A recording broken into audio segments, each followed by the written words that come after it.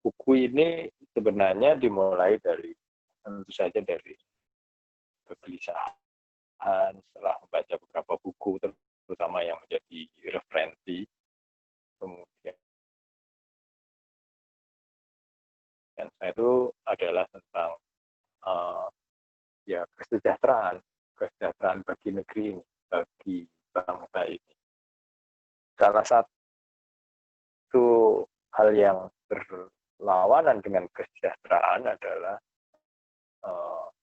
adanya perseteruan, adanya. Kalau soal perbedaan itu biasa, tapi kalau itu kemudian menjadi sebuah perseteruan yang tidak berujung, debat, atau apa saja kemudian menjadi topik yang berbeda, sedikit sekali toleransi, sedikit sekali pemahaman, rasanya itu sesuatu yang harus dipikirkan solusinya, karena bangsa ini membutuhkan kerja banyak pihak. Saya ingin membuka diskusi ini dengan teman-teman semuanya dengan sebuah tulisan yang sangat dipengaruhi oleh pikiran Pak Yusuf Hadi di buku yang menjadi referensi. Kata Pak Yusuf Hadi dalam buku itu, semakin sejahtera dan semakin cerdas masyarakat Indonesia itu makin religius. Ini agak berbeda dengan kondisi-kondisi yang lain. Indonesia itu anomali, bahwa semakin sejahtera, semakin cerdas netizen penduduk Indonesia, semakin netizen Indonesia makin penduduk Indonesia makin sejahtera, makin cerdas, Indonesia makin religius. Tapi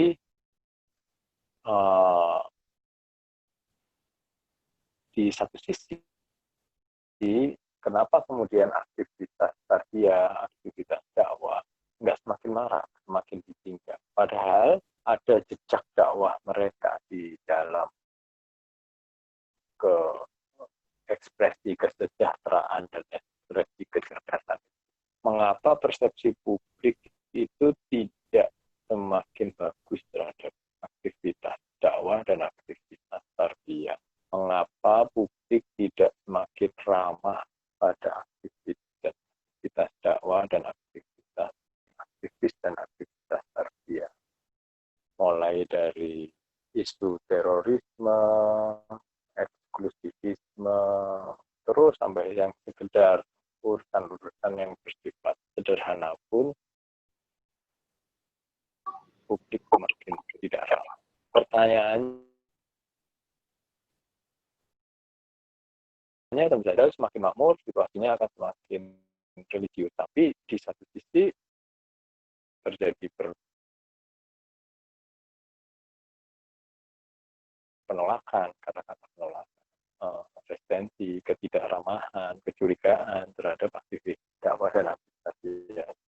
Kita bisa tunjuk misalnya jilbab makin marak, makin beragam, makin merangsek banyak kelompok. Saya mungkin generasi yang hidup di zaman ujung-ujung Orde Baru, masa mudanya, kemudian hidup di era reformasi. Saya merasakan bagaimana jilbab di masa-masa puncak susahnya, mungkin angkatan-angkatan saya SMA. Atau kita tunjuk yang lain, ekonomi Islam makin banyak diperbincangkan. Saya orang ekonomi, orang pajak, saya bisa melihat betapa kemenangan legislasi undang-undang ekonomi Islam itu begitu besarnya, begitu kuatnya. Bank Islam itu makin banyak tersedia di mana-mana cabangnya. Asuransi Islam makin menjadi pilihan. Dan sekian banyak produk ekonomi lain yang punya ekonomi syariah lain yang punya nilai lebih, nilai keunggulan, mendapat tempat terhormat dalam tata kelola bisnis di Indonesia. Atau makanan misalnya, kita lihat makanan, minuman halal itu jadi tren tersendiri, pengobatan halal, herbal, pengobatan alternatif, sertifikasi halal, itu menjadi konsumsi publik. sehari-hari. Kosmetika halal, produk rumah tangga yang ramah dan nilai syariah. Itu nggak asing, nggak kecil lagi kue bisnisnya. Budaya Islam, film Islami itu bisa besar daya serap pasarnya. Musik Islami, novel, sinetron, industri hiburan makin diintervensi oleh muatan aktor-aktor aktif yang mengangkat muatan-muatan Islami. Makin besar juga kuenya. Umroh, jangan tanya. Umroh, haji, itu haji harus antriannya sangat panjang. Belasan penerbangan dari satu bandara besar di Indonesia untuk umroh sebelum kasus COVID ini. Pendidikan Islam, jangan tanya. Yang berlabel terpadu, berlabel pondok pesantren, boarding school, diikuti juga dengan parenting Islami.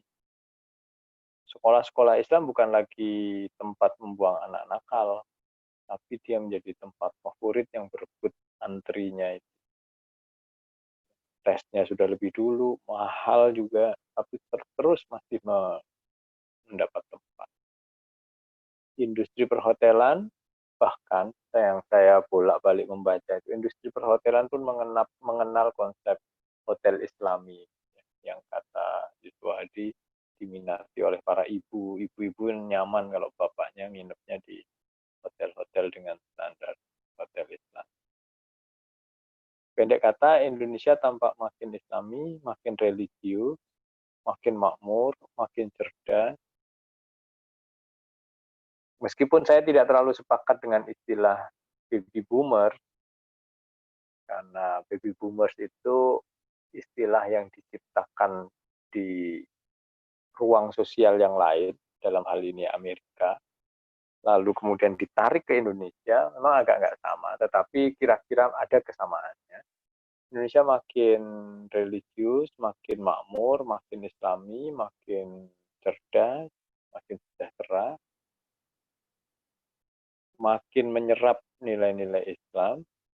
Ada sekelompok anak muda, orang muda Indonesia yang mendapat kesempatan untuk hidup lebih makmur, pendidikannya lebih bagus, well informated, kemampuan di atas rata-rata, jaringannya luas, bahkan jaringan internasional.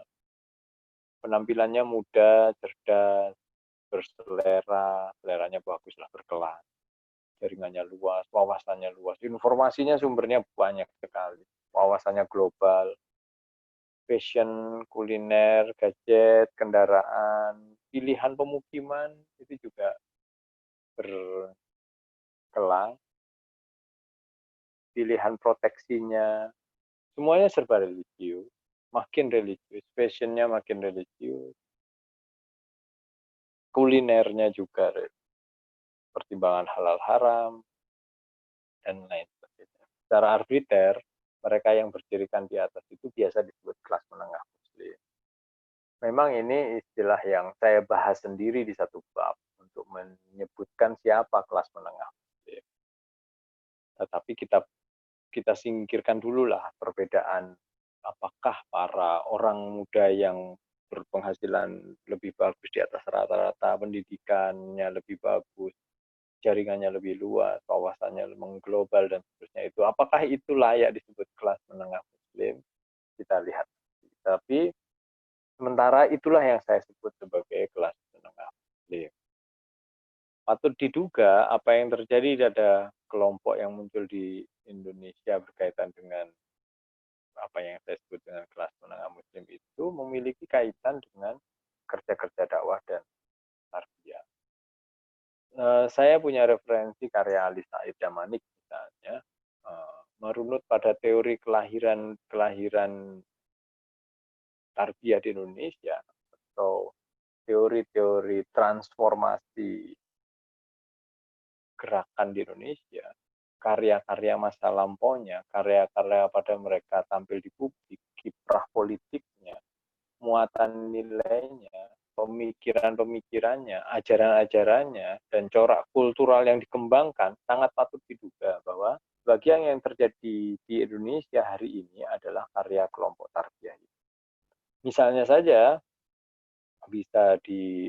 misalnya saja kita bisa lihat bahwa dalam sepotong sejarahnya Indonesia itu menghasilkan suasana yang diwarnai dengan pembatasan, pengekangan, ketertutupan pada waktu itu. Situasi ini menjadi pembenar atas analisis dari mulai munculnya sekelompok anak muda dengan semangat tinggi untuk mempelajari Islam sebagai respon atas situasi. Muncul pengajian-pengajian di kampus, masjid-masjid kampus, bahkan kampus-kampus yang tidak punya masjid, kampus-kampus ternama di Indonesia, muncul dalam sepotong sejarahnya muncul gerakan yang atau gagasan atau pemikiran dari sekelompok anak muda itu. Masjid-masjid kampus jadi ruang publik untuk menyemai nilai Islam ala anak-anak muda itu. Nah, inilah yang cikal bakal yang kemudian disebut sebagai cikal bakal apa yang terjadi di Indonesia hari ini. Mereka punya jaringan luas, mereka punya pengetahuan, kesempatan merekuk pendidikan di kampus-kampus ternama, jauh berbeda dengan masa-masa itu. Masa-masa itu, anak-anak muda yang ada di kampus, di berbagai kampus di Indonesia itu, pembahasannya tentang ad-din. Sederhana saja.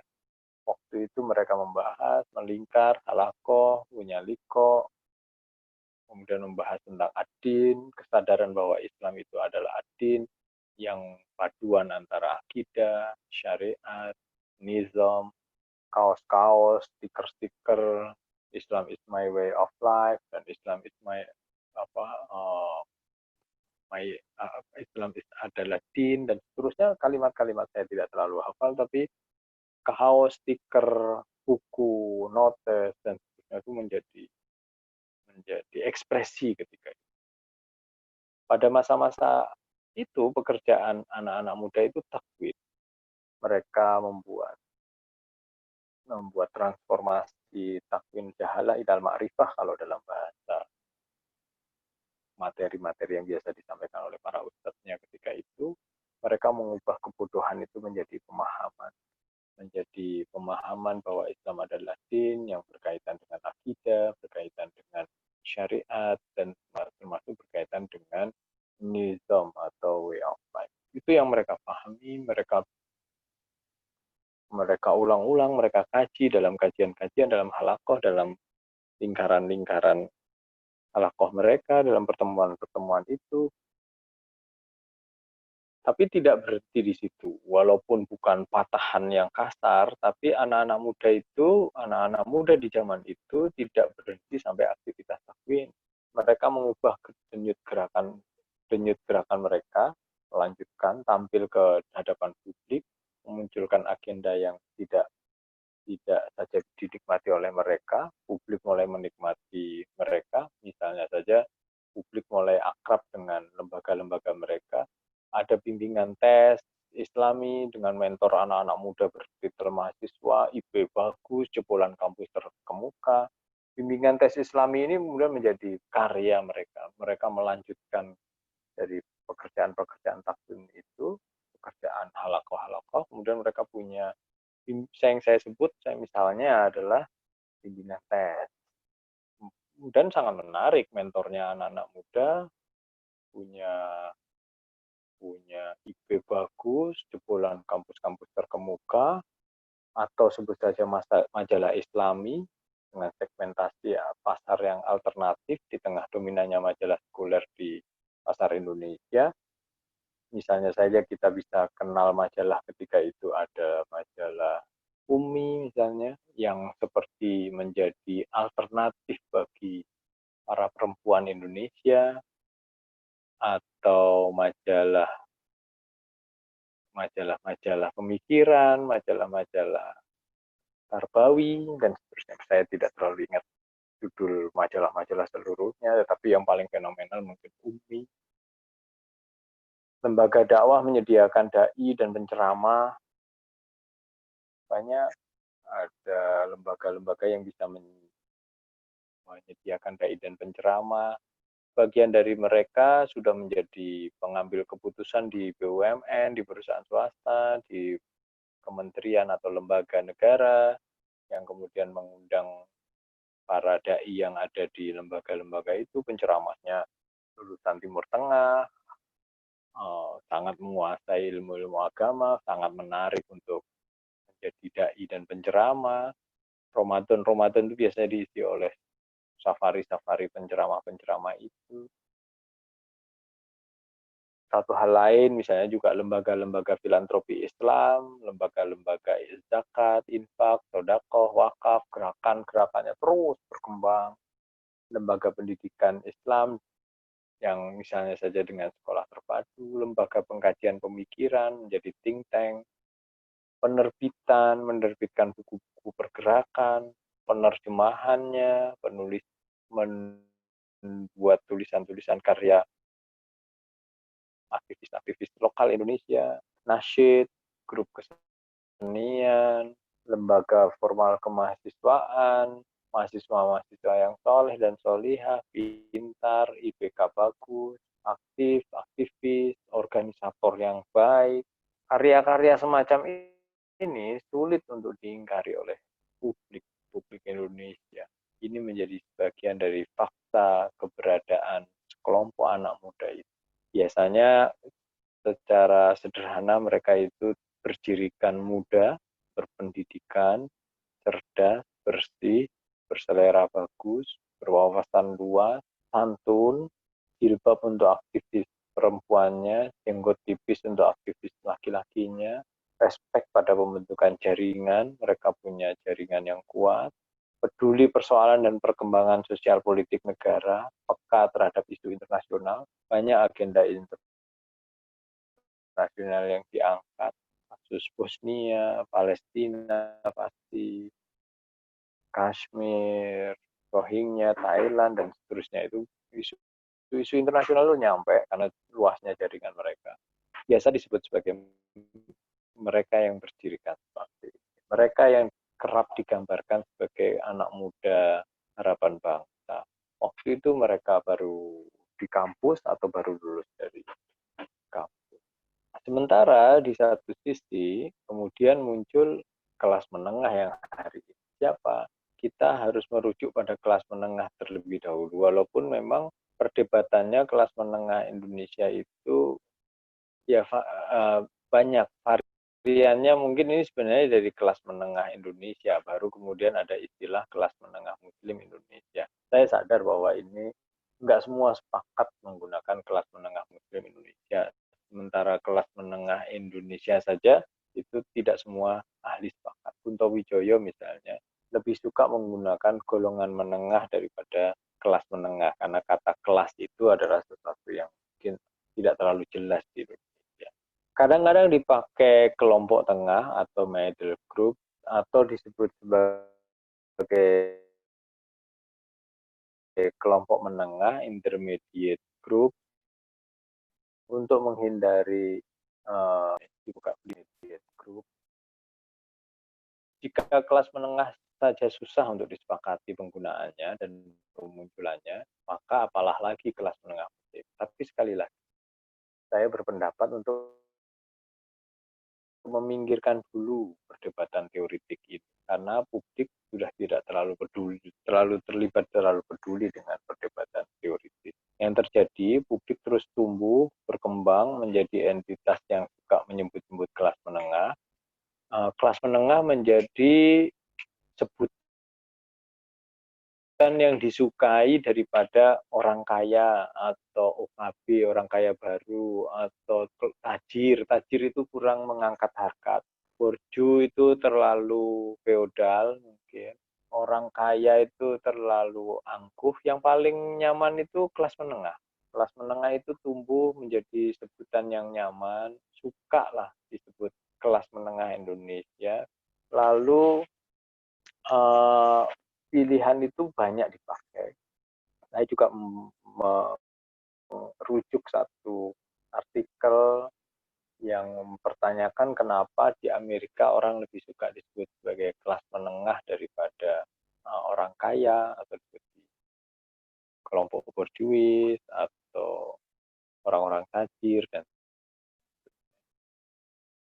Di Indonesia, banyak pihak termasuk para ilmuwan cenderung mengabaikan strata menengah sosial. Penyebutan kelas menengah atau golongan menengah memang banyak disebut dalam media perbincangan sehari-hari, tapi jarang disertai analisis yang serius dan bersungguh-sungguh. Tapi bahwa keberadaannya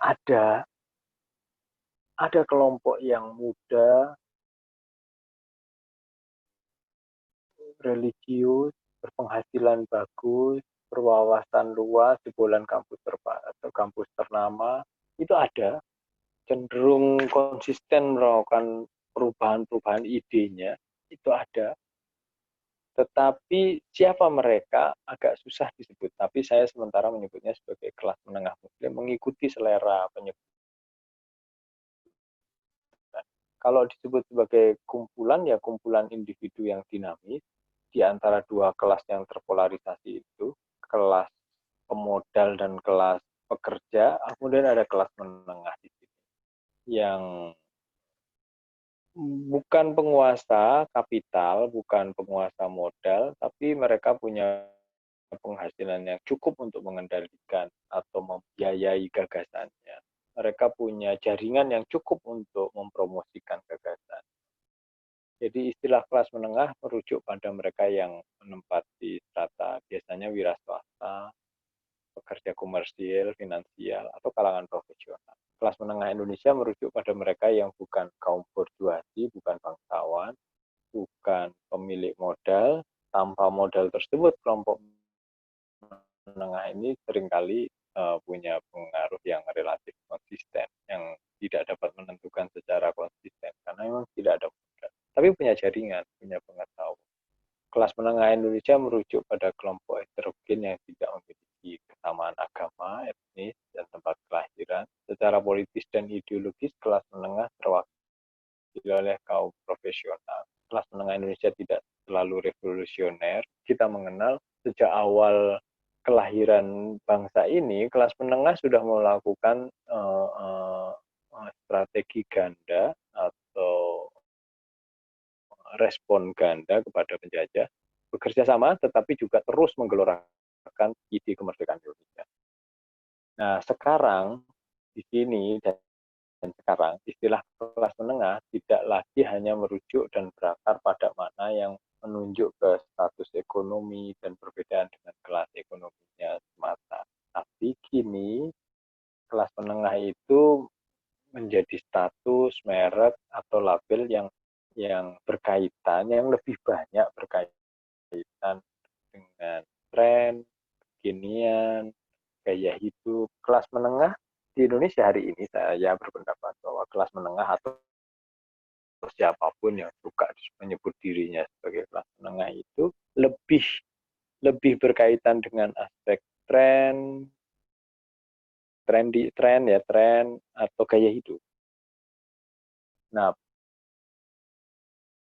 dua elemen ini, elemen tarbiyah yang muda, cerdas, berpenghasilan, bagus, kemudian berwawasan luas, punya jaringan yang luas, itu punya partner kelas menengah muslim Indonesia yang juga tumbuh dengan gayanya, dengan gagasannya, tumbuh dengan pikiran-pikirannya.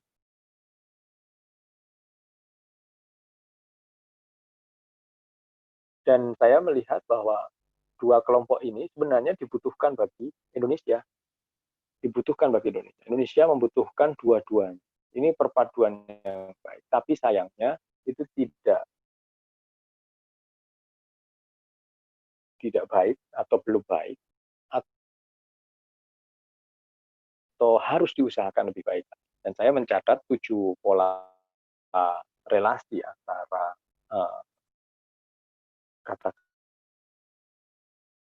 katakanlah kelompok tarbiyah dan dakwah itu dengan kelas menengah muslim Indonesia. Di buku ini saya menuliskannya dengan 7 pola relasinya. Yang pertama, mengawali tapi tidak berlanjut. Yang pertama adalah mengawali tapi tidak berlanjut. Tentu mananya relatif ya. Saya tidak sedang mengatakan bahwa semua yang baik di Indonesia ini diawali oleh gerakan tarbiyah. Tidak. Tetapi sebagiannya itu diawali oleh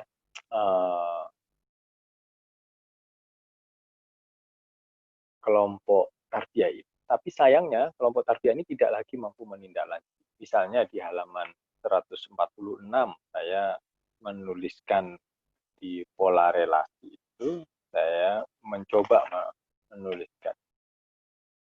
Misalnya saja memulai dari dakwah, prinsip dakwah menolak prinsip dakwah yang didasarkan pada keputusasaan.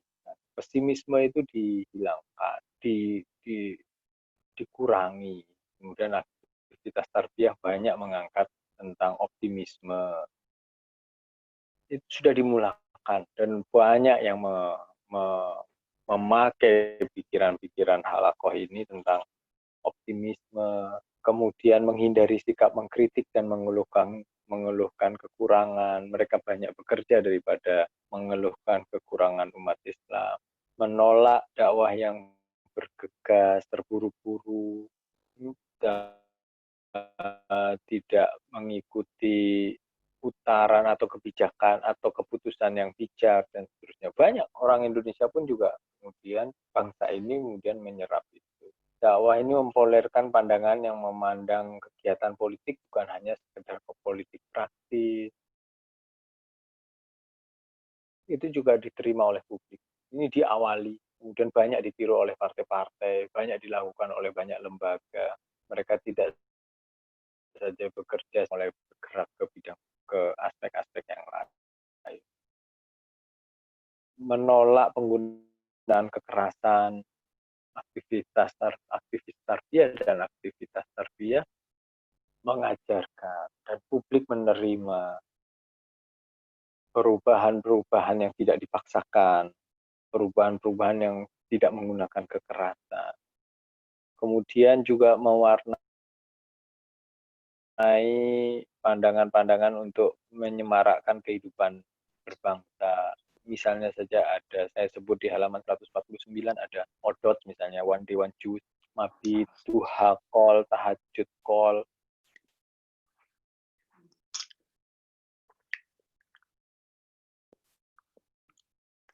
Valentine walaupun majelis zikir, kemudian selesai berhenti di sana. Berganti dengan suasana perseteruan, tidak lagi bentuknya adalah melanjutkan dari hal-hal yang sudah dicapai, tapi kemudian berganti dengan suasana perseteruan. Pola relasi kedua adalah berlanjut tapi terbatas dan tidak berlaku di semua bidang. Lebih dibimbing untuk kepentingan jangka pendek, bersikap pribadi, tapi berjarak dengan kepentingan dakwah. Suka bekerja sama pada hal-hal yang bersifat pribadi, jangka pendek, tapi sulit bekerja sama, kemudian berlanjut dan masuk ke wilayah-wilayah yang lebih strategis, lebih jangka panjang.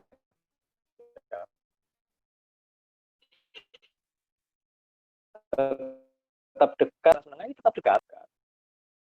Ada banyak hal yang mengharuskan mereka berdekatan. Di dunia maya juga masih saling bisa mengawasi, nimbrung, tapi tidak lagi membimbing dan mempengaruhi.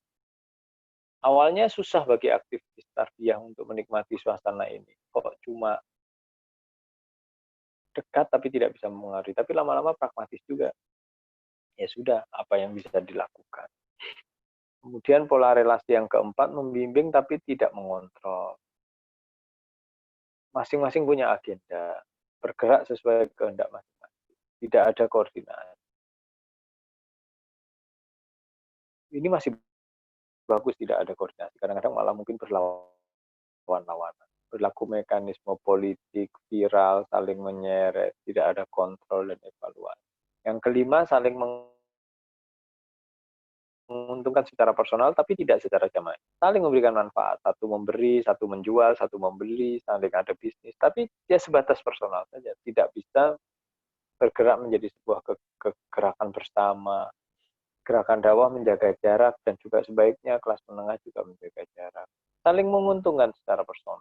Kelas menengah nitipin pendidikan pesantren-pesantren dan sekolah yang dikelola oleh aktivis tarbiyah juga meminta bantuan filantropi untuk sekolah dan pendidikannya dari kelas menengah, saling menguntungkan. Ada hubungan mutualisme, tetapi sebatas personal dan tidak masuk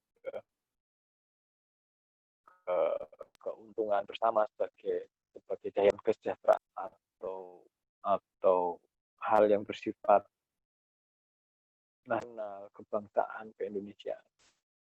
Kemudian yang keenam, hubungan yang saling merembaskan nilai. Tarbiyah mengajarkan dakwah yang berstruktur, rapi, tidak tergesa-gesa, menghindari kekerasan, menggunakan banyak dialog.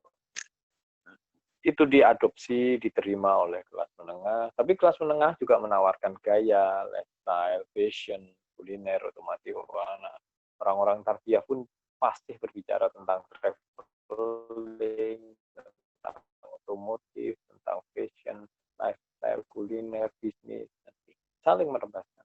Bersama, yang ketujuh, yang terakhir bersama, tapi tidak selalu menjadi teladan. Sebagai akibatnya, tidak semua aktivis dakwah cukup menjadi teladan. Ada saja yang harus dilemahkan, nggak nyaman di sisi ini, nggak nyaman di sisi itu, nggak nyaman, saling punya. Padahal mereka punya potensi kalau ini bersama, kita akan lebih baik. Nah, persoalan berikutnya, apa yang saya sarankan? Kalau kemudian saya menggambarkan bahwa ada ini sebenarnya dari awal bareng, dari kampus bareng, tapi kemudian ada perbedaan, lalu ada pola relasi yang saya melihat Indonesia butuh pola relasi yang lebih bagus lagi, supaya Indonesia itu bisa baik, tidak hanya berisik di dunia maya, berisik di perseteruan yang enggak jelas, saling mengunggulkan dirinya, saling merasa hebat di dunia maya, apa saja diangkat dan ada yang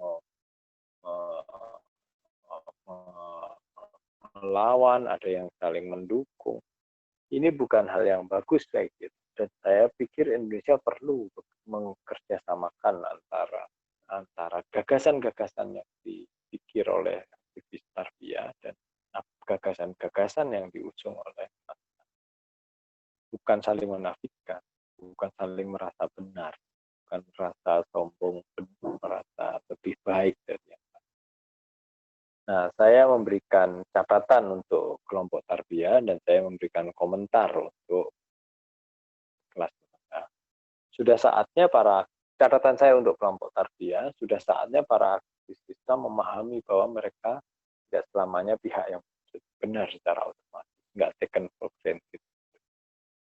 Prestasi masa lalunya itu didapat dengan melalui keputusan-keputusan yang tepat dalam menyikapi zamannya. Dan itu nggak otomatis, dan itu nggak selamanya. Ketika tarbiyah itu gagal membaca zamannya, ketika tarbiyah itu gagal membuat keputusan-keputusan yang sesuai dengan zamannya, itu nggak bisa lagi tarbiyah merasa benar. Ini sekali lagi saya katakan bukan taken for granted, nggak otomatis. Ada masanya apa yang bagus dan tepat di masa lalu akan menjadi kurang tepat di masa kini. Ada saatnya apa yang mencukupi di masa lalu menjadi sesuatu yang kurang bermanfaat, kurang maknanya di masa kini.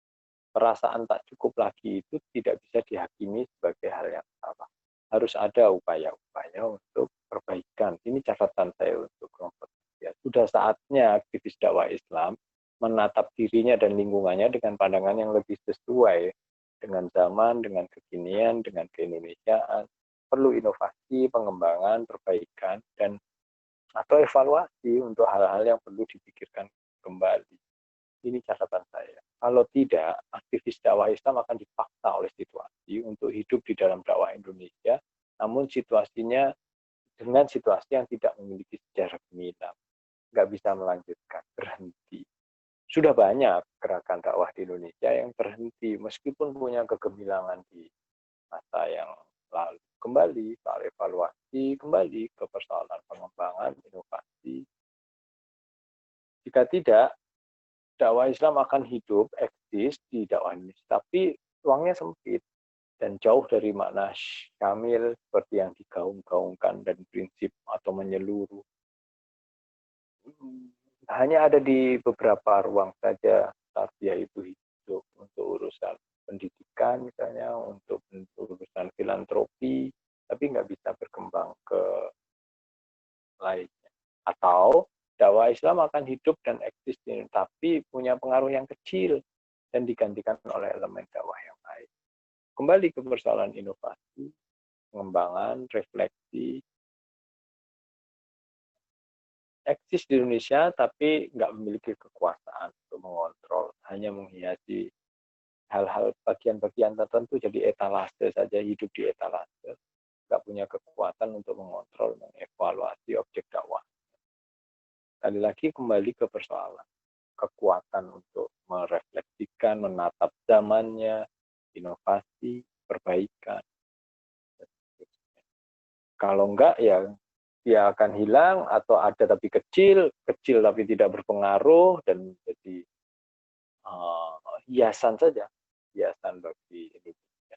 Tanpa kesadaran yang bagus, kesadaran yang baru, yang berkesesuaian dengan zamannya, aktivis tarbiyah, aktivis dakwah Islam sangat rentan untuk terjebak, sangat rentan untuk terjebak dalam situasi yang buruk, tertekan, sangat rentan terjebak dalam suasana yang minder,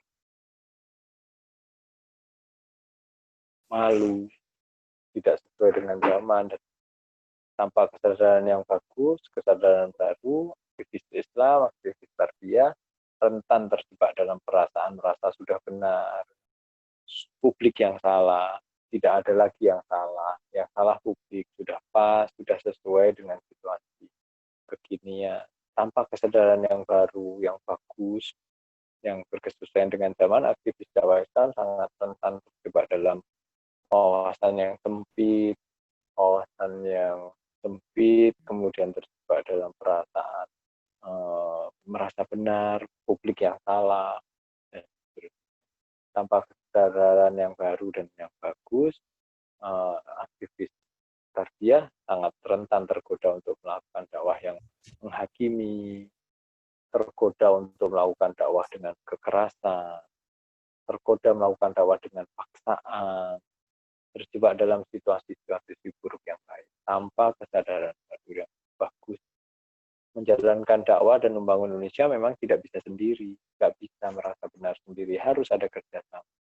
Dalam situasi yang sulit, karena merupakan entitas politik, dakwah Islam harus berani melakukan penyesuaian, evaluasi, perbaikan. Sudah saatnya, sudah terlihat fenomenanya betapa apa yang dimulai dari dulu, dari awal, ide-idenya masih bisa diterima, tetapi kemudian tidak berlanjut. Atau berlanjut tetapi tidak luas, atau yang dikerjasamakan sekedar kepentingan pribadi tetapi tidak bisa menjadi keputusan bersama, atau yang dikerjasamakan adalah kepentingan jangka pendek tapi tidak bisa kepentingan jangka panjang yang bersifat strategi. Tapi tentu saja bukan salah kelompok tarbiyah saja, saya juga punya komentar untuk kelompok kelas menengah ini, sesuatu yang dulu mereka ditarbiyah di kampus, kemudian berkembang dengan kesempatan mereka, kemudian mereka punya penghasilan yang lebih, punya gaya hidup yang bagus, selera yang bagus, catchy, trendy, kemudian fashionable, kemudian punya punya jaringan yang luas, traveling kemana-mana, dan seterusnya. Di masa lalunya, kelas menengah muslim itu bisa diidentifikasi dengan lebih jelas, baik di masa penjajahan dengan respon gandanya yang saya sebut tadi, baik maupun di respon awal kemerdekaan, sampai kelelahan masa konstituante, tuntutan untuk menjadikan Islam sebagai dasar negara dan seterusnya, capek, lelah, maupun ketika di akhir-akhir penjajahan dengan respon gandanya, bekerja sama dengan Belanda, tapi juga kemudian terus menggaungkan ide kemerdekaan, sampai kemudian datang Orde Baru, mendatangkan hal baru, kelas menengah meningkat secara jumlah, sibuk mengumpulkan uang, menginvestasikan kembali, dan mulai kehilangan kekhasan dan gaya gagasannya yang genuine. Komentar untuk kelas menengah pada era ini, kelas menengah muslim kemudian sudah lebih melangkah lebih jauh lagi dari era Orde Baru. Hari ini kelas menengah muslim lebih dikenal pada lifestyle, penampilan, penampakan, fashion. Saya juga membaca salah satu artikel bahwa kiblat fashion Muslim dunia itu Jakarta. Karena memang fashion Muslim, jilbab, apa saja diserap dengan baik. Nanti ya saya percayai saja artikel itu. Kuliner lebih dikenal sebagai orang yang punya selera kuliner yang baik, traveling, konsumsi. Bahkan dalam benak publik, kelas menengah Muslim Indonesia adalah soal pasar. Soal ya kelas menengah Muslim jadi pasar, bukan seperti kelas menengah Muslim di akhir penjajahan dengan ide kemerdekaannya, dengan respon gandanya, dengan kecerdasannya. Bukan pula seperti kelas menengah Muslim era Orde Baru, tapi hari ini sudah seperti pasar. Kelas menengah Muslim dipandang sebagai pasar. Pasar tempat jualan lifestyle, jualan fashion, jualan kuliner, jualan traveling, dan konsumsi yang lain. Perubahan itu tidak berlangsung tiba-tiba. Tidak tiba-tiba jilbab jadi gaya hidup, tidak tiba-tiba gaya hidup halal jadi tren. Saya ingin katakan ini tidak tiba-tiba. Perubahan dari kelas menengah dari zaman akhir penjajahan, awal kemerdekaan, dengan perdebatan-perdebatan ideologisnya, lalu kemudian berubah lagi di era Orde Baru, berubah lagi di era sekarang. Ini nggak tiba-tiba. Nggak tiba-tiba saja filantropi Islam itu, infak, zakat, sedekah jadi populer, itu nggak tiba-tiba. Nggak tiba-tiba saja perbankan syariah itu menjadi booming. Itu juga tidak tiba-tiba. Maka melakukan perubahan dan menemukan perannya lagi, membuat kelas menengah Muslim ini mau bekerja sama dengan banyak kelompok lainnya, itu nggak bisa tiba-tiba juga. Karena ini berlaku gradual, lama, berlangsung, dan perlu ada kesadaran baru. Relatif sudah tidak ada hambatan untuk menunjukkan ekspresi keislaman yang modern, trendy, muda, dan nyaman. Kalau jilbab itu sudah bukan perlawanan ideologis lagi. Pengajian zikir itu juga bukan perlawanan ideologis lagi. Jenggot bukan perlawanan ideologis lagi. Nabung di bank syariah itu bukan bertransaksi dengan perbankan syariah, dengan asuransi syariah, itu bukan perlawanan ideologis lagi. Kemudahan-kemudahan itu membuat kelas menengah Muslim rentan untuk menjadi sosok yang mudah kagum pada diri. Sama dengan tarbiyah, mudah kagum pada dirinya. Merasa benar, banyak menuntut, tidak menghargai proses. Ya, karena dia ngerti mana yang ideal itu apa, dan proses menjadi tidak terlalu dihargai. Mudah kecewa, cenderung berpikir manfaat, sedikit berkorban, tidak mudah memaafkan, dan tidak mudah memalu. Ini catatan saya untuk kelas menengah. Lalu saya ingin juga mengingatkan kembali bahwa memang prosesnya nggak bisa tiba-tiba, perubahannya mengkerjasamakan dua kelompok ini juga tidak bisa tiba-tiba, prosesnya harus panjang, sebagaimana proses tarbiyahnya itu sendiri harus panjang. Kelompok tarbiyah harus mulai memahami transformasi yang harus dilakukan, harus menyadari perubahan yang terjadi. Saya kira kader tarbiyah itu harus paduan antara elemen persisten, matang, tertib, determinatif. Kalau dibayangkan bangunan itu, maka batu batanya itu batu bata persistensi, kematangan, tertib, nggak melompat-lompat, sabar, determinatif, tertib, begitu. Kira-kira bangunannya seperti itu, nggak mudah digoyah, mereka harus tetap menjalankan prosesnya, proses-proses tarbiyah itu nggak terjebak pada pragmatisme, tidak terjebak pada kepentingan jangka pendek, walaupun itu dunia sedang membutuhkan atau sedang memberikan manfaat. Saya kira kembali harus ada variasi baru, ada upaya-upaya baru untuk menjadikan kader tarbiyah itu orang yang persisten, matang, tertib. Dan itu harus dimulai dari refleksi nilai-nilai tarbiyah. Refleksi nilai tarbiyah itu justru harus dilakukan pada saat keadaannya sempit atau under pressure dalam tekanan. Refleksi itu harus dilakukan justru pada saat-saat semacam itu.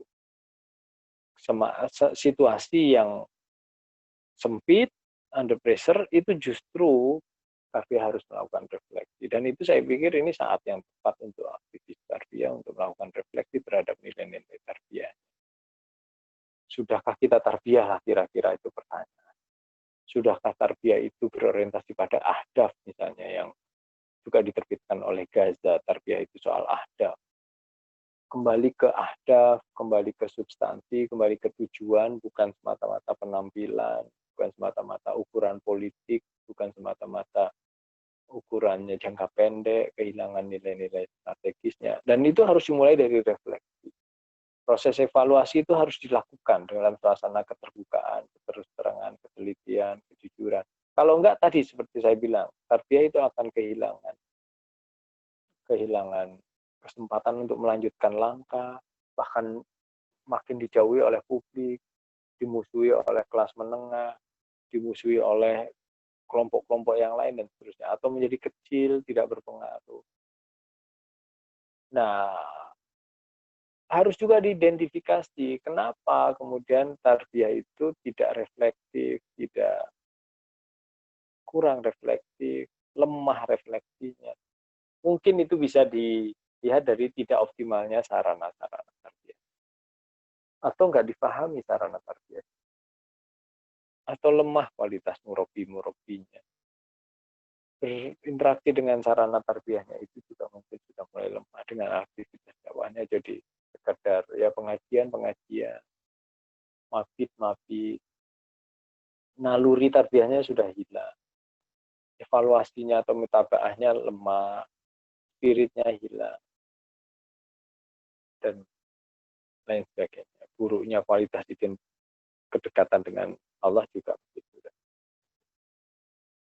Nah, buku ini memang di bagian akhir saya ingin menutup. Buku ini memang sederhana, sifatnya sementara, tapi buku ini bisa jadi teman berpikir. Buku ini bisa jadi teman berpikir dalam upaya menjadikan aktivis yang nggak merasa benar, nggak punya feel, nggak merasa lebih baik. Bangsa ini membutuhkan aktivis yang mampu bekerja sama dengan keragamannya. Bukan aktivis yang merasa benar, yang tidak toleran, apalagi sudah merasa benar, ketinggalan zaman, tidak adaptif, tidak reflektif, berbahaya sekali bagi bangsa ini secara garis besar. Saya punya nasihat buat anak-anak saya 3 hal. Terus berpikir, lazimkan dipikir, kembangkan sikap respek. Saya ingin menjadi nasihat. Tentu nasihat ini saya ingin diperhatikan oleh anak-anak saya, termasuk juga diperhatikan oleh publik Indonesia untuk terus berpikir. Tidak ada yang benar secara taken for granted. Ini benar itu karena melihat suasana, situasi, tepat mengambil keputusan yang dipengaruhi oleh agama, salah satunya oleh Islam. Kemudian lazimkan zikir, kembangkan sikap respek. Saya kira memang buku ini buku yang sederhana, tapi mungkin bisa jadi teman berpikir. Bagaimana kemudian mengembangkan dakwah yang persisten, diterima oleh publik, yang aktivisnya itu matang, nggak cepat melompat-lompat, nggak mudah putus asa, nggak mudah kecewa, nggak mudah marah, nggak mudah berpisah, nggak mudah meninggalkan dakwah. Kelas menengahnya juga terus bisa terbimbing dengan baik, tidak didiskreditkan, tidak mendiskreditkan, tidak merasa hebat. Dan ini pekerjaan besar, tapi ya setidaknya bisalah dimulai dari pekerjaan kecil berupa menuliskan buku ini, buku Gerakan Dakwah Islam dan Kelas Menengah Muslim Indonesia. Kelas Menengah Muslim. Demi Indonesia saya pikir harus ada refleksi dari aktivis dakwah dan aktivis tarbiyah demi Indonesia. Kelas menengah juga harus melakukan refleksi, harus melakukan pikiran-pikiran yang lebih strategis daripada sekedar tren dan gaya hidup, lifestyle, sekedar fashion, sekedar gadget dan seterusnya demi Indonesia. Saya kira begitu Mas Ali paparan saya, tapi tentu saja sebuah buku itu paling enak kalau dibaca sendiri, bisa dikritik di sana di sini, tetapi ya sebagai upaya saya sudah mencoba menjelaskan apa yang saya pikirkan tentang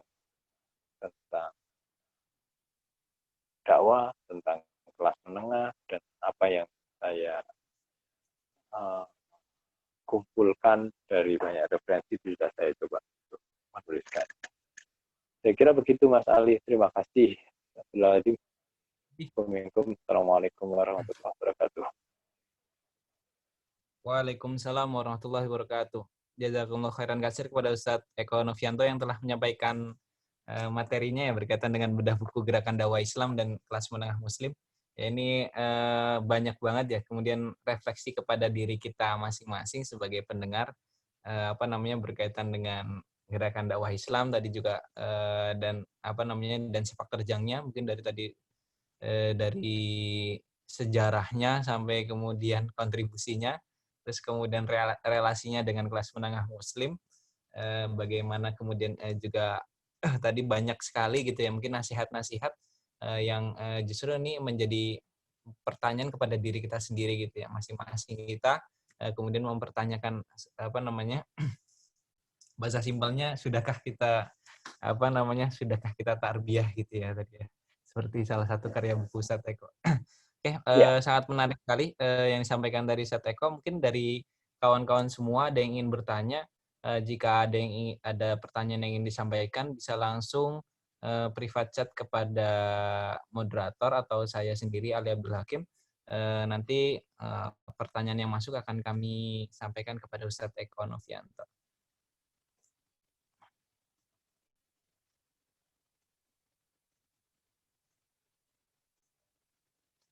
Ya, monggo kepada Mas Hanif ya, sebentar. Mas Hanif.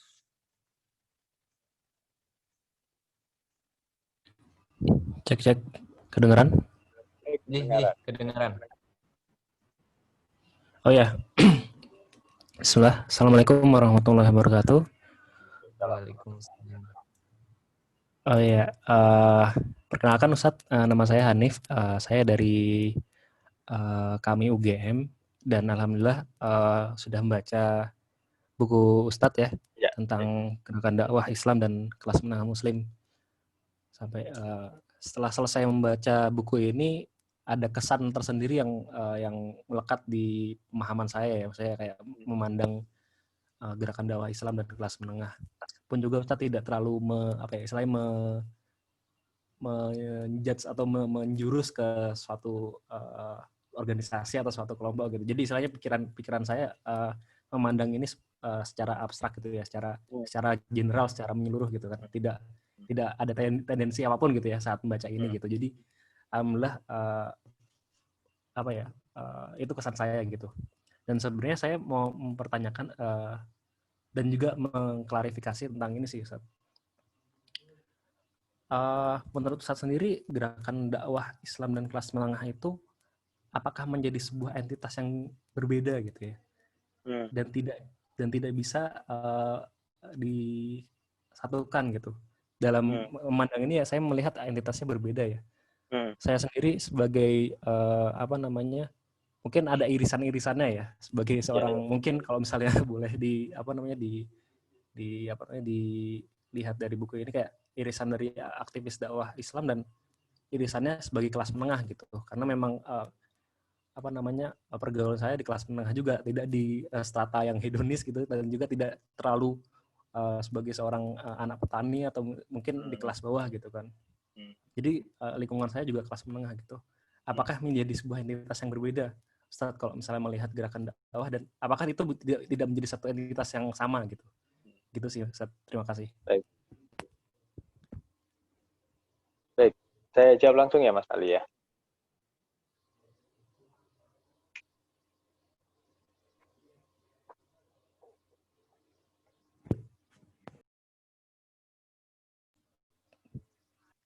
Monggo Ustaz. Baik, terima kasih Mas Ali, terima kasih Mas Hanif.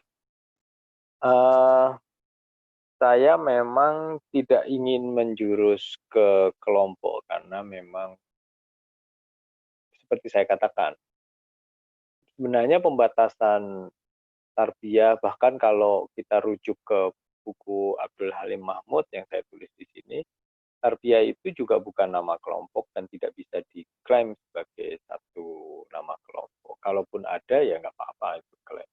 Tapi dia sebenarnya lebih kepada panduan untuk berinteraksi dengan manusia dan membangkitkan potensi kemanusiaannya. Itulah yang kemudian semua hal yang berkaitan dengan tarbiyah itu mengarah kepada bagaimana berinteraksi dengan manusia untuk manusia agar manusia itu bisa lebih baik. Itulah tarbiyah. Kelas menengah juga sama, di Indonesia juga memang abstrak, tidak jelas gitu. Awalnya sama, kemudian bisa pisah, bisa sama lagi, bisa dan seterusnya, itu memang masih sangat terbuka. Nggak apa-apa, itu akan menjadi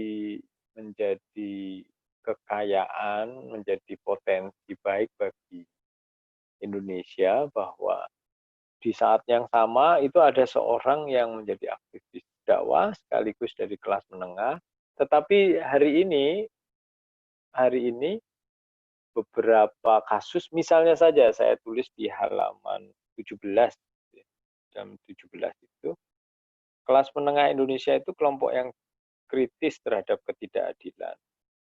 Misalnya saja kalau dalam kajiannya Samsudin Haris, yang saya juga ambil dari sebagai referensi, kelas menengah itu bukan hanya konsumtif tapi religius. Kelas menengah di Indonesia juga peka terhadap ketidakadilan, korupsi, penyalahgunaan kekuasaan, pembusukan institusi demokrasi.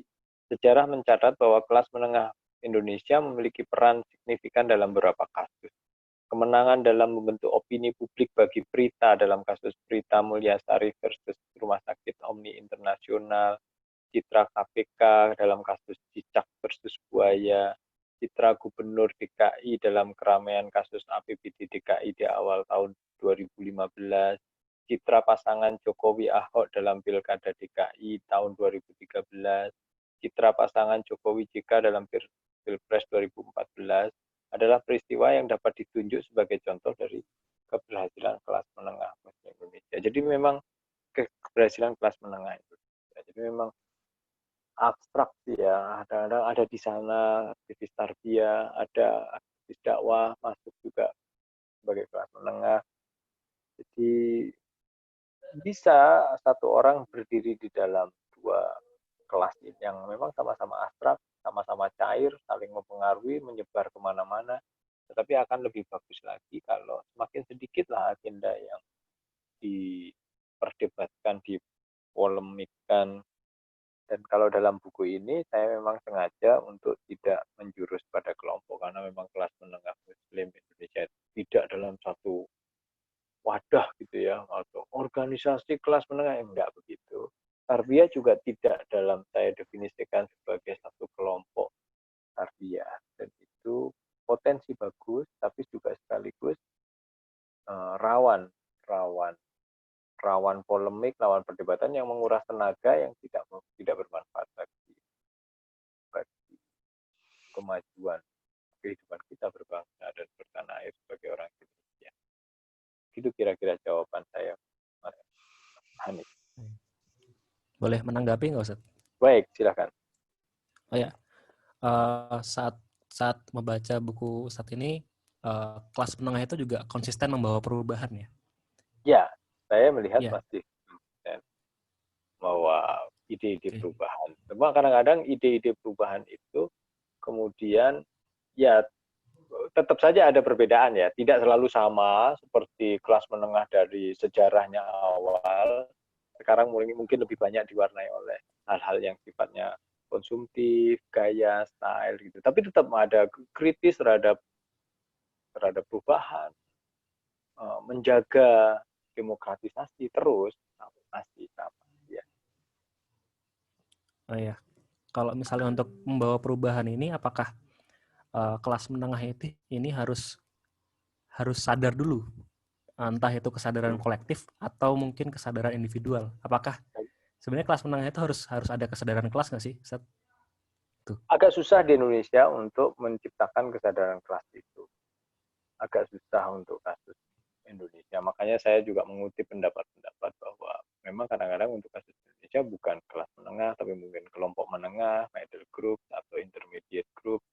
Tapi apapun itu, faktanya ada kenyamanan dari kelompok tertentu untuk disebut sebagai kelas menengah. Perlu ada kesadaran baru supaya tidak terseret ke apa namanya ke arah yang semakin buruk, semakin tidak ideal lah. Gitu. Perlu ada kesadaran itu. Dan memang harus dimulai dari kesadaran pribadi. Makanya saya mencoba memberikan komentar terhadap kelas menengah. Catatan saya terhadap mereka yang mendefinisikan diri sebagai kelas menengah secara personal. Ayo, Ustaz. Terakhir deh, Ustaz. Ya, silahkan Mas Ani. Ini kan di buku ini Ustaz menjelaskan bahwa ini buku sederhana dan buku sementara ya. Apakah ada karya lanjutan tentang dari Ustadz Eko untuk menulis buku lagi tentang kelas menengah gitu? Mungkin saya, tapi lebih mungkin lagi orang lain lah, supaya muncul kesadaran itu. Mungkin ya saya sebut sederhana, mungkin sebatas kemampuan saya. Seperti inilah saya membacakan situasi, saya membacakan situasi Indonesia, saya kegelisahan saya gitu ya, kegelisahan saya terhadap Indonesia dalam konteks aktivis dakwah dan kelas menengah. Tapi mungkin nanti orang lain, mungkin Mas Hanif, mungkin Mas Ali, atau mungkin siapapun melanjutkan pembahasan. Mungkin saya akan menulis, tapi mungkin juga lebih mungkin orang lain yang akan menulis, menganalisis. Oke, syukron Ustaz. Itu cukup. Makasih atas jawabannya. Makasih. Terima kasih Hanif yang sudah bertanya dan Ustaz Eko yang memberikan jawaban dari Hanif. Ini ada pertanyaan juga yang masuk Ustaz. Saya bacakan terlebih dahulu. Dari salah satu penanya, ini tidak menyebutkan namanya. Ini pertanyaannya, saya mau tanya, dakwah bisa masuk kemanapun itu dan kita harus berbagi peran, begitu kan ya? Maksudnya kita harus berbagi peran saat kita fokus pada apa yang sedang kita geluti. Bagaimana menghubungkan sisi-sisi yang berbeda ini dalam kelas menengah, namun tidak menciderai impian masing-masing. Bagaimana kita berjalan pada jalur namun terhubung. Maksudnya mungkin tadi berkaitan dengan relasinya mungkin Ustaz. Iya. Itu satu-satu atau mau? Silakan. Yang lain mungkin sekalian aja ya. Ya.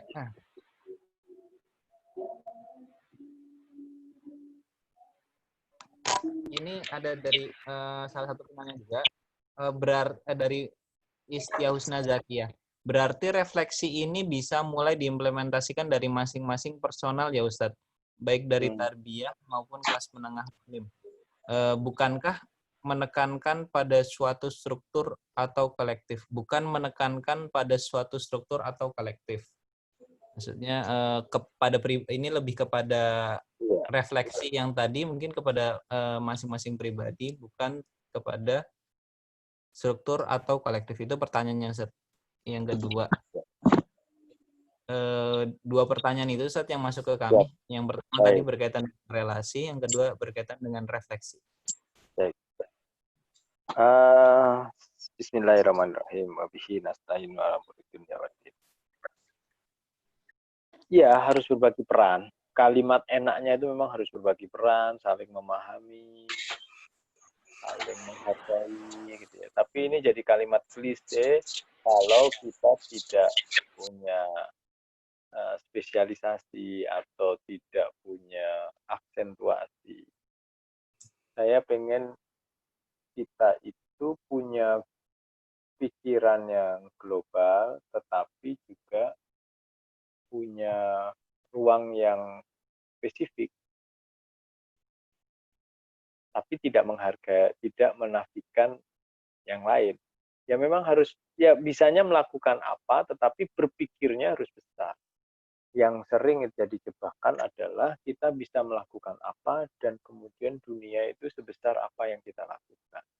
Kita bisa mikirnya apa, kemudian dunia itu sebesar pikiran kita. Padahal sebenarnya wawasan harus terbuka sangat lebar, tapi pekerjaan kita, peran kita, ya memang harus terbatas. Memang harus berafiliasi, memang harus punya identitas, memang harus punya kecenderungan, tetapi tidak boleh menafikan yang lain. Ini kalimat yang memang nyaman, enak, panjang, tapi harus, menurut saya memang harus dilakukan. Orang itu harus punya afiliasi, orang harus punya identitas, identifikasinya harus jelas. Dia akan bekerja dengan pikiran-pikiran apa, pikiran siapa, pikiran komunitas apa, pikiran komunitas siapa, pengikut siapa, itu harus, dia harus punya. Saya tidak membayangkan akan muncul orang-orang yang nggak jelas akar pemikirannya, nggak jelas identitasnya, nggak jelas pula cita-citanya. Atas nama netral, saya kok tidak pengen begitu. Tapi orang harus punya identitas A, B, C, D, dan seterusnya. Entah itu kadang-kadang dia sebagai A, B, C, dan seterusnya.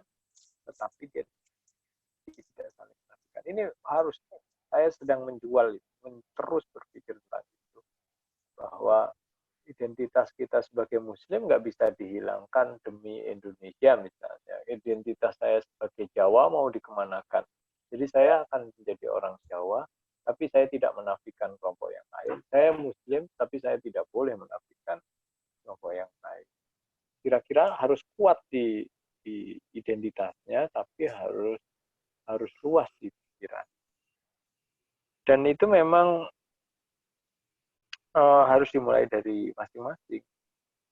Baik itu aktivis tarbiyah harus melakukan refleksi ini maupun kelas menengah. Kemudian pertanyaan kedua, ini personal, saya cenderung personal. Daripada nunggu perbaikan komunitas, baiknya kita sudah mulai melakukannya secara pribadi-pribadi, sudah harus melakukan refleksi ini. Secara pribadi sudah harus mulai melakukan perubahan, melepaskan fanatisme, tapi juga menguatkan fikroh gagasannya supaya kita persisten, supaya kita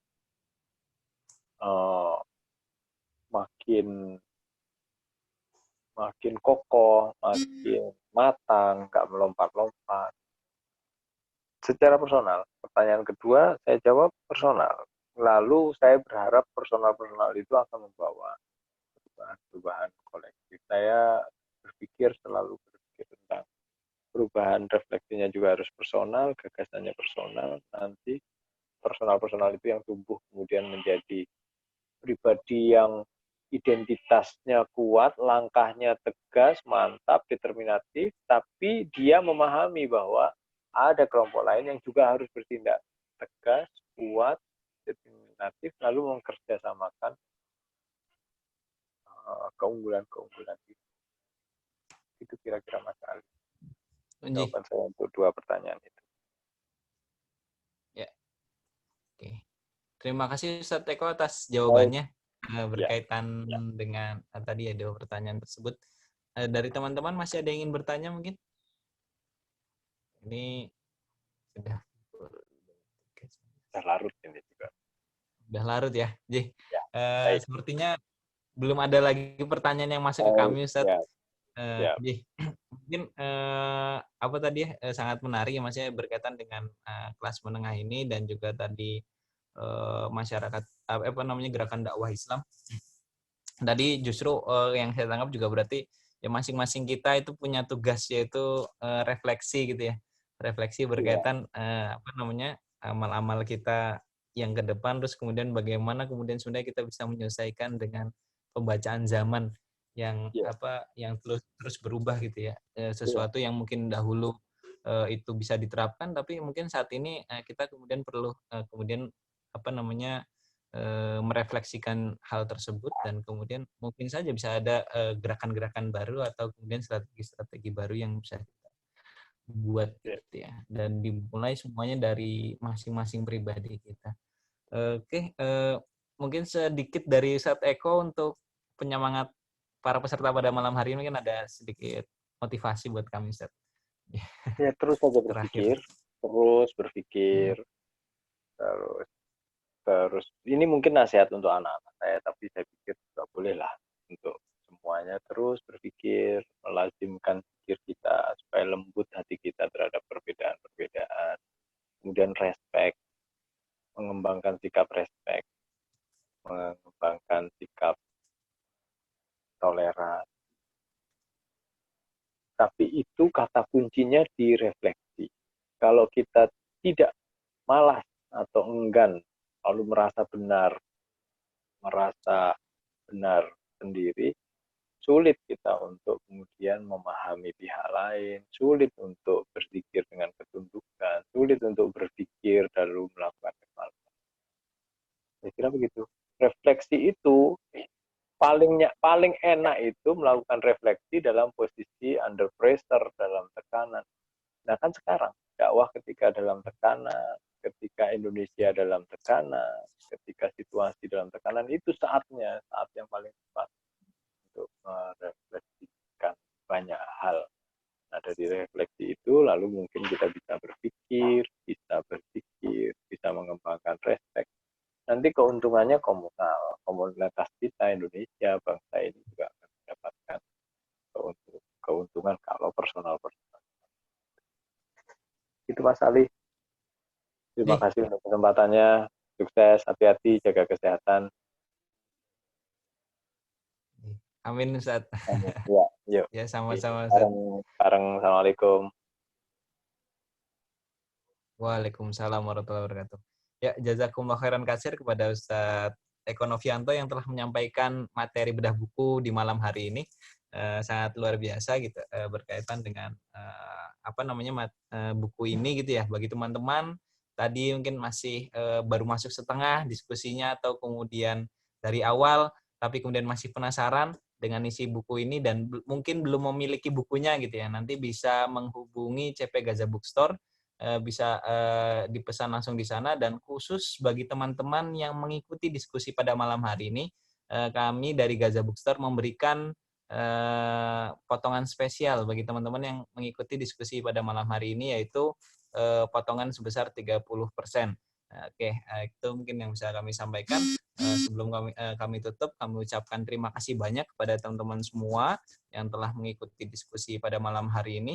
Semoga apa yang kita dapatkan bermanfaat bagi diri kita pribadi dan kepada lingkungan kita. Kurang lebihnya dari saya mohon maaf sebagai moderator. Kami ucapkan terima kasih. Dan khususnya kepada Ustadz Eko kami ucapkan terima kasih banyak yang telah menyempatkan waktunya untuk berdiskusi di malam hari ini, menyampaikan gagasan yang begitu luar biasa. Mari kita tutup forum pada malam hari ini dengan baca doa kafaratul majelis. Subhanallahumma bihamdika kurang lebihnya mohon maaf. Wassalamualaikum warahmatullahi wabarakatuh. Waalaikumsalam warahmatullahi wabarakatuh. Terima kasih Ustaz. Ya, jika ada aktivitas lain. Ya, makasih Mas Ali. Assalamualaikum. Ya, waalaikumsalam.